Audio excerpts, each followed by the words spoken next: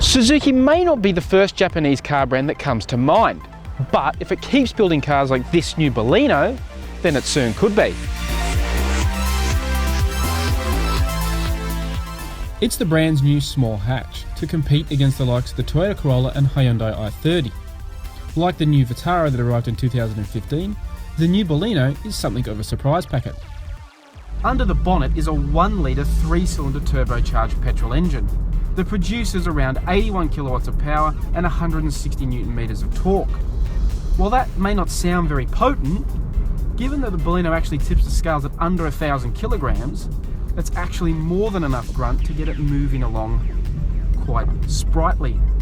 It certainly has no trouble keeping up with traffic, particularly once the little turbo comes on boost. And it actually makes quite a nice noise for a 3-cylinder. A lot of these 3-cylinders can actually sound a little rough, but this one has a nice sort of smooth little thrum to it that you get in some of the better, more premium 3-cylinders.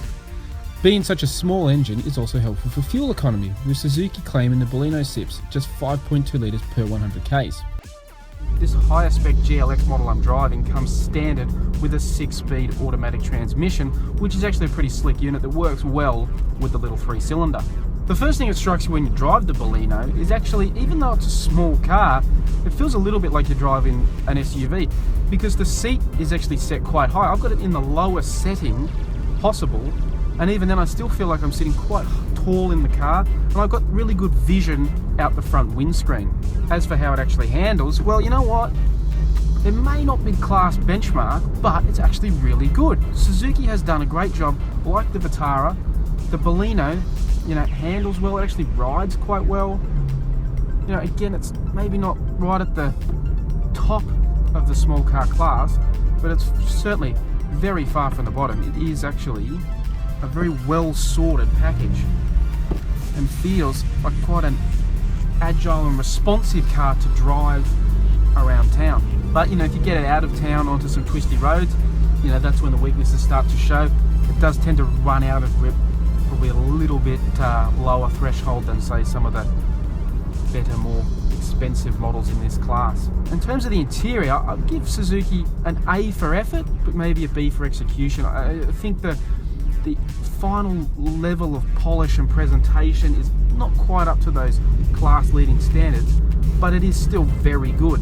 And definitely in terms of the thought that has gone into it, the small item storage, but also this big colour touchscreen that's really quite intuitive to use. It's split up into 4 quadrants that makes it for the radio, telephone, navigation, and your smartphone link. I mean, it's top notch, really, in the small car class. It's as good as pretty much anything out there. The space is actually quite good. This is a small car, but I can sit comfortably in the back as an adult. And the boot is quite deep, maybe not the widest, but it's quite deep. It's got quite a high load height, but again, it covers all the bases that you expect of a small car. The Baleno is priced very competitively against its competition. This top specification GLX turbo model we're testing here starts at $22,990 and comes with navigation, Apple CarPlay, cruise control, 16-inch alloy wheels, keyless entry and ignition, plus 6 airbags and a reversing camera. The Suzuki ticks all the key small car boxes: zippy, efficient, practical and affordable. It may not have the instant credibility of the likes of the Corolla and i30, but the Baleno is certainly a small car worthy of your consideration.